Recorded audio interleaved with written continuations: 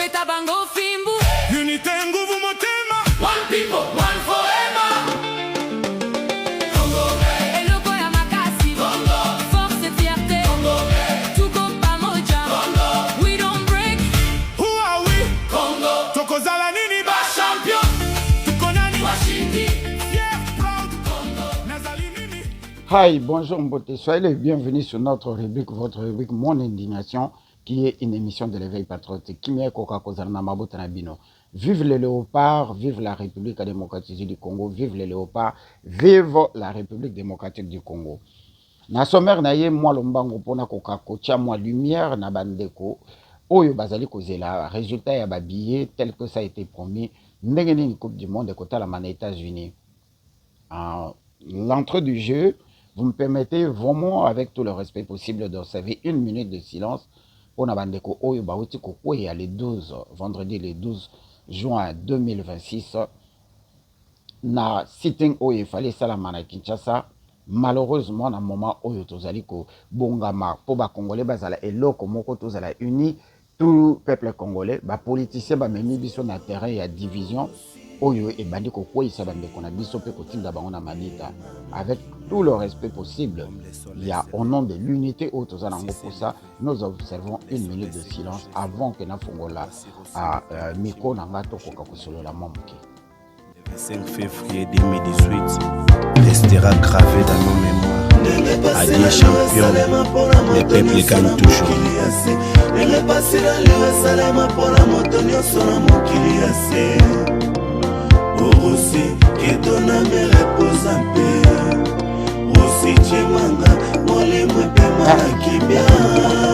Avant toute chose, Nalingina Pesabino, moi, introduction sur Tokolo Belanini. Nakozala Moulaï Mingite, comme d'habitude, Nalingina Lobela Awa, à faire billet pour Bande Commune de Bazali Kozela billet pour Nakokende ko assister na match ya Léopard, match au Tokobet avec Portugal na Houston. Nakolobela Lisusu arrivé à Léopard où biso notre site Moni et le Kokolobela Mingi Ezalité, il y a un petit mot à dire sur le Léopard. Nakolobela Lisusu ba controverse où ils allaient koléka na Coupe du monde Oyo. Il y a 2026 Coupe du monde, ils ont une controverse et des attitudes, na comportement, il y a les Américains par rapport il y a modèle basali ko octroyer ba visa et ils allaient na moins racisme na kati où ils allaient ko sepelisa mingi te les États-Unis et Betty Mabé mais na kolobela lisusu awa biso na Washington na kati ya DMV ndenge nini tokotalela match ndenge nini tokolandela match et loko nini penze ko salama et na kokende ko clôturer na oyo ekoleka na Houston. Kimia ekoka kozala na mabota na bino. Merci beaucoup. En l'entrée du jeu na kobanda ko remercier Corina ezali plateforme ezali ko sangisa ba congolais Amérique du Nord et ezali ko solo la mingi na makambo tali Congo et en grande partie na makambo itali football tondo ndembo ya motopi oyo depuis ebandeli nango toyebaki ke tozoya na Coupe du Monde. Corina oyo ekambami na mama mami et sali mosala makasi et na kosenga vraiment bo continuer to continuer na rythme wana et zo permettre biso ba congolais tozali loko moko tozali na langage moko même communication na biso na kati ya diaspora ekoka kozala eloko moko. Félicitations au sacrifice que vous n'arrêtez pas de faire pour que la communauté congolaise puisse monter en haut relief. Nako remercier les sous-présidents Dadi Djamba, à tout seigneur, tout honneur, na oyo azali kosala pour la communauté, to sito bongami pour na total match ensemble et match wana et koleka le 17 tokota lango na l'écran géant la place au total qui match na biso ya liboso tel que vous voyez. Adresse coordonnées nyonso ezali wana le 27 moto nyonso oyo akozwa temps ya kokende Atlanta te match na biso awa na métropolitaine tokotala yango au même endroit même adresse. Je ne saurais pas vous dire l'adresse na ba oyo bazali na métropolitaine bokoki kokende na plateforme ya CCW aime beaucoup mon yango, tourne les contribuables beaucoup mon yango, il y a tous les détails, total la match bisogno sont ensemble tel que cela a été prévu. Ndenge total qui match ya biso ya final au tobetaki avec Jamaïque, total yango au même endroit et ça sera filmé beaucoup mon appelé ba vidéo ndenge beaucoup mon qui est liboso. Je tiens aussi à remercier le président Deden Tumba, au yazali président de la communauté congolaise. Il y a Georgia na mboka ya Atlanta na beforo azali kosala non seulement ya kokamba communauté mais aussi ya ko unir les États-Unis ensemble parce que ma communauté les États-Unis azanga kanakati. À la fin, je remercie aussi de Konabiso bon petit junior bon petit na beforo azali kosala parce que azali moko ya bato ba initiaki que pendant que Léopard akobeta depuis Léopard akomaki la communauté congolaise est organisée milulu to ba manifestation ebele sous forme ya ba pique-nique na Houston comme na Dallas pour na ko welcome que souhaiter la bienvenue na Léopard et que c'est bango moral. Donc la communauté congolaise organisée ba concert na ba artistes congolais ou bazalaka aux États-Unis, ba théâtre et puis l'événement ils allaient que je ne saurais pas énumérer ici. Montignon so o yazali dans les parages à la plateforme de ton page yandeko Junior bon petit akokutana na masolo nyonso surtout et permettre biso tozala à la page tokende mbangu na makambo oyo tozala posa kosolola ndenge toyuti kolanda na video na introduction tolanda yango lisusu mwa moke avant nakoka kolobela arrivé ya Léopard tolanda ba diaspora congolaise bana États-Unis bana Canada bana Europe oza mamba Léopard bino bomoni nous sommes à 3-4 jours ya match événement mondial, événement du siècle, après 52 ans, on a vu ce retour. Donc, flyer, yango bomoni. Donc, le 17 oyo, on a 8 heures. Boya, to kutana. Boya, to célébrer le pas. biso bachel penda boye tokesala match na écran géant oyeba muna lobi te ambassadeur mutazoloba so ambassadrice soki nani to biso oketala match na écran géant ata bino match eza na ville to biso otalango na écran géant ata bino moko toye awa na église oyo eza église toye toyoka toyoka gouvernement bato ambassade bauti Washington baye na Houston esika coupe du monde ezobeta toye bango bazoloba nini bango bazoloba o te tokenda fan zone wana sala wana yebinga na kenda sala wana bandeko ndenge toyiti kolanda arrivé à Léopard na États-Unis bino nyonso bosi bolandi yango bamédia ya mokili mobimbe elobeli yango même les États-Unis d'Amérique bakipa makambo ya bato te mais tozalaki surpris que toutes les chaînes américaines ont parlé de ça. La France TV5 France 24 on n'en parlons plus, tout le monde a parlé de arrivée triomphale il y a Léopard na États-Unis. Nakoki koyebisa bino awa te soki délégation na biso nyonso eye mobimba naza na information na yango te. J'ai essayé de contacter bandeko bazali déjà na Houston mais na vu bato mingi te donc moyen vraiment napesa bino badétail ezali te. Vous pouvez trouver ça sur les réseaux sociaux. La seule chose autre toyebi que Léopard est commis en bonne et due forme et bazali très en forme et la chose qui a marqué le monde entier ezali teni mvoato pour mvoato. La personne qui a fait, qui a pris l'idée à ça la conception, on a félicitations et l'organisation aussi félicitations parce que Totomboli Lisusu Congo n'a rien ici que Bakozo appelle Lisusu ba médaille parce que apparemment Tokomi ceux qui comédiens à ça les comédies le la maman si la witi ko sala na Paris yépe ba repé ça une médaille parce que à ça on a Paris et ndenge fali abeta qui concerne un stade de France ba pesi médaille. Alors que Nambo, on a vu que tozala ba stade minene oyo fallait ça tondi ça. Mais la PC médaille kakapo a bêti dans stade de France. C'est déjà fait. Alors, likambo tozaki nango awana kati ya aux États-Unis, to bandaki kozela ba billet batu mingi ba confondaki. Na batu mingi ba bengi nga bazalaki ko kanisa que ba billet oyo tokozwa ezali ba billet na avion, na séjour, na kokota na stade. Na lobi bien batu mingi bakanisaki que ba billet oyo tokozwa et kozala billet avion, billet ya séjour, je veux dire billet avion, billet ya entrée na stade, na logement. Alors que ça l'a mis bon côté. Sangwe Panzana qui parle que l'ambassade des États-Unis a reçu $2 millions pour permettre bango ba mema motanga ya bato ebele ba loger bango, ba nourrir bango pendant 2 ou 3 jours. C'était, semble-t-il que ça yangoti. Naye ko justifier ambassade na lobi, semble-t-il que ça yangoti. Ba prometa ki ba billet simplement parce que les États-Unis na système na bango ya mutema mabe ya ko créer les biso Ebola pour permettre biso to ya ebelete pour na yebike Ebola ezalaka maladie ba bomba kango na frigo ba bimisa kango pour na ko déséquilibrer mboka na biso. On ne parle pas de la politique ici, mais je suis obligé de le dire. Moi, je ne crois pas. Cette maladie existe bel et bien. Mais le virus d'Ebola, les Nations Unies a bomba kango na ba tiroir, ce que comme une période de distraction pour na ko tchebso na kati ya distraction.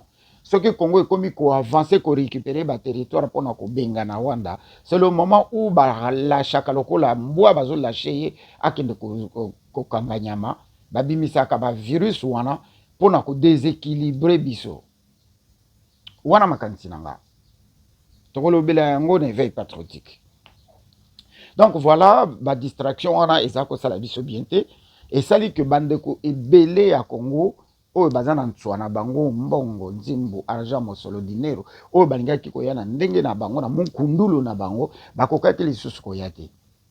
Et l'ambassade avec le ministère du sport ba trouva ki bon ba kokako supporter moi quantité ebele ya ba congolais oyo bazali na kati États-Unis bakoka kokende ko représenter pe koyamba équipe na biso. Idée ezalaki génial. Mais comme tango ya ntsuwa to yebi o elekite. L'ambassade des États-Unis a ekozwa idée alobi bato baza tellement ebele. To yebi motanga nga na yebite ya na yebite motanga ya ba congolais na kati États-Unis toza combien. Sans tenir compte que toza pe na ba congolais. Ba congolais bango bazui financement ko ute pas Zara Suruberwa na Moïse Nyarugabo. Ba pesi bango ba billet y'avion, ba pesi bango ba place à kovanda, ba futeli bango ba billet à stade. Bazo ya comme ba congolais, na be sharp na kingo comme des congolais. Bazo ya boye comme des congolais hein. Mais baza ba congolais. Mais raison oyo bango bazo kanela ko yela ezali pona ko uye ko wolola le léopard na président Félix. Raison bazo yela yangwana ba congolais.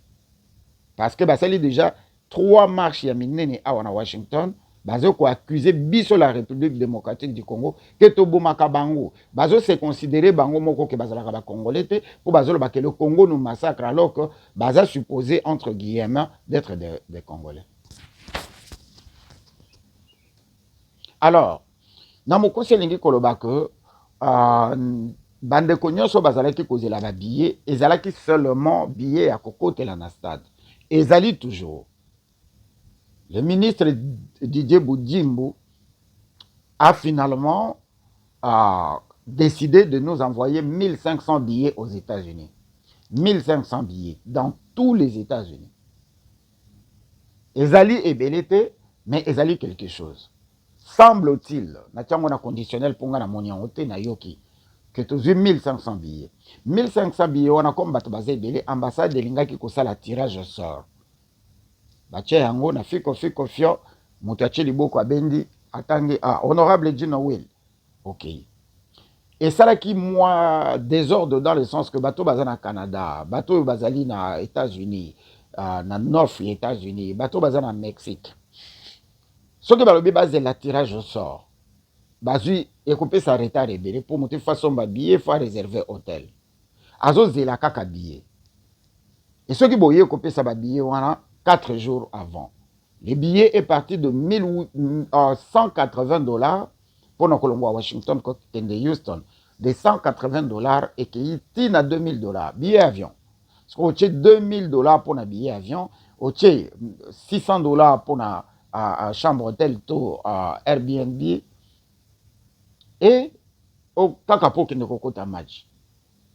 Oyo bakoki ko sala ngo bo sala ngo bino moko parce que tu discutais tellement dans l'ambassade. Bakosala so tirage au sort. Soko se sont baki billet kende sur place. Soko komi na Houston, il y aura des gens qui vont nous accueillir, bako distribuer les biso ba billets na bateau ba outi déjà musika basi ba komi sur le terrain. Ce qui 1500 billets ici. Et comme responsabilité et ambassade, bakosala ndenge nini parce que bato basi ba voyager ba komi sur place ba biki ba rejoindre billet, ba komi wana ba billets za ya kokokate. C'est-à-dire, bah, c'est 1500 billets, tout en sachant bien que, bah, Congolais, bah, il y a plus de 8000 Congolais. Ça, c'est sûr. Alors, pour tous à la,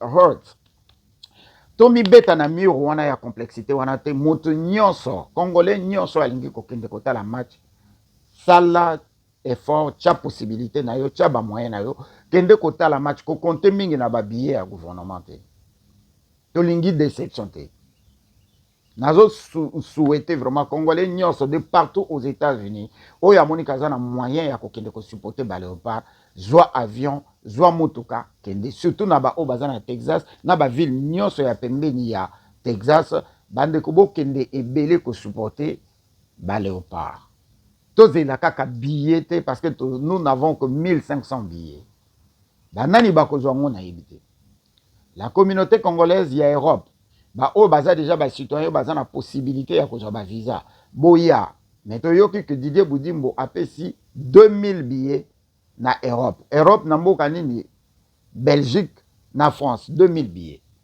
banani bakozwa ngo ba cousino ba cousinette ba onklete ba na yebite toyebi banani bazwi yango te banani mpe bakozwa yango te mais semble-t-il que bato Europe France na Belgique bazwi 2000 billets Angleterre na yebi te Allemagne na yebi te voilà il faut botona Didier Boudimbo mais au moins États-Unis d'Amérique 1500 billets Europe 2200 billets ndenge na yoki lisusu mpona kosukisa moto nyonso oyo aza na États-Unis ana possibilité ya kokende kotala match kota na avion kende kotala match kozela tirage au sort tirage au sort ekozala sauté. Voilà message tolingaki topase arrivé à Léopard aux États-Unis esali ndenge tolobeli yango déjà esali boom et authenticité monani tolakisi que toza Congo eloko makasi bolata kitoko pas de commentaires à faire tel que vous voyez sur les images ça a été très bien et ça va continuer comme ça.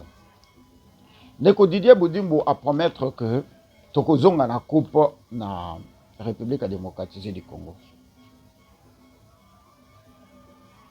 Ce qui na lobby bato baloba on a souhaité te tokozonga na coupe te nazo souhaité malchance te tokozonga na coupe te coupe ezobeta na États-Unis. D'abord la FIFA ezalaka nango coupe bakosala nyonso coupe wana etikala na Amérique tolinga te coupe wana kotikala awa na Amérique.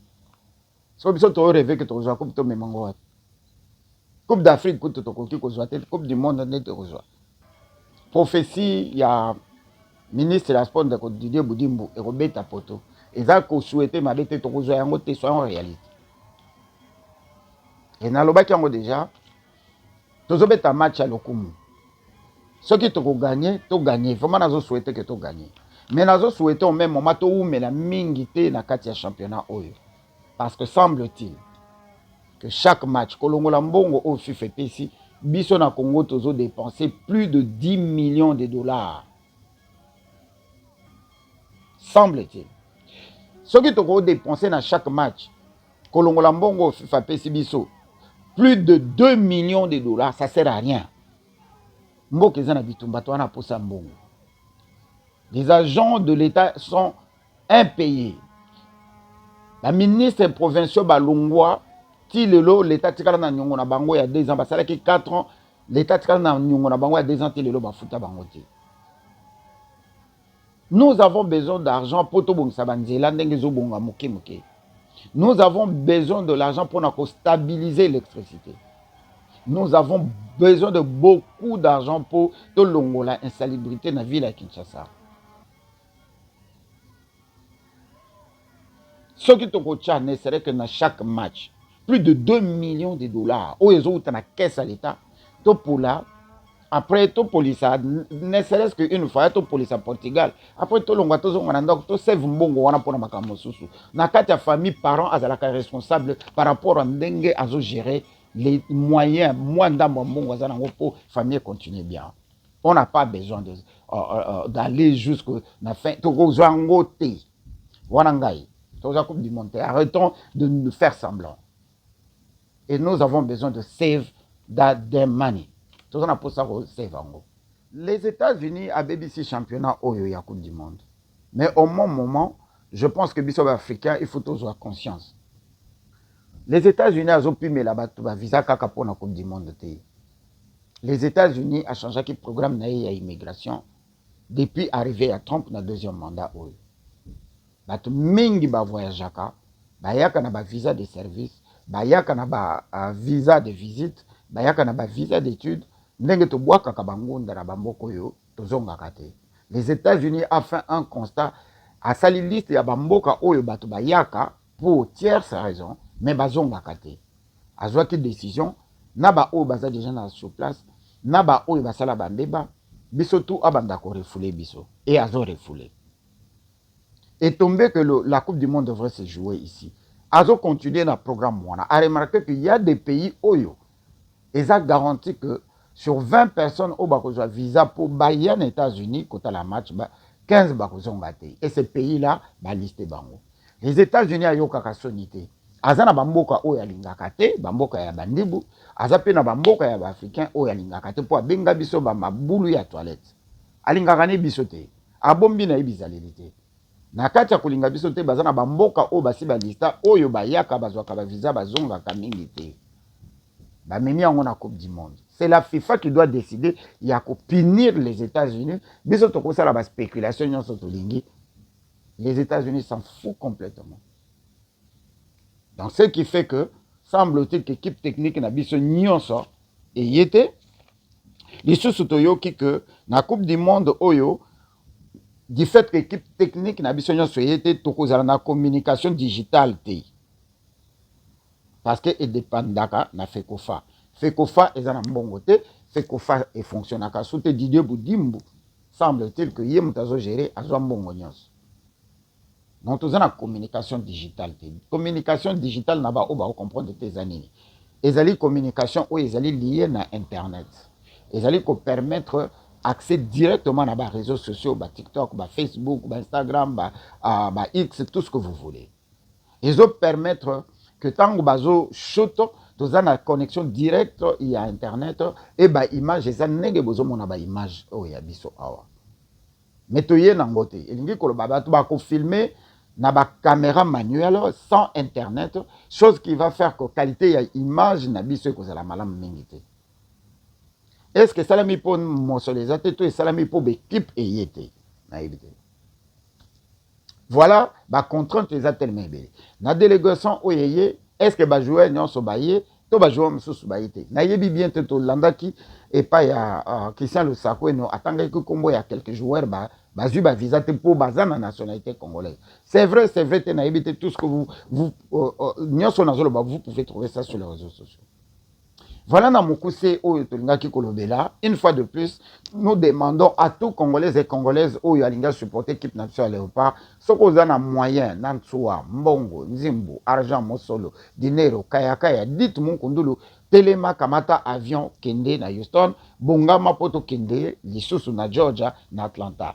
Naba moyen na yokoze la ambassade de thé pour ambassade. Bazo zoba billet en intermittence, en compte goutte et à la fin, tout ça tellement ébélé, ndenge à distribuer en côté.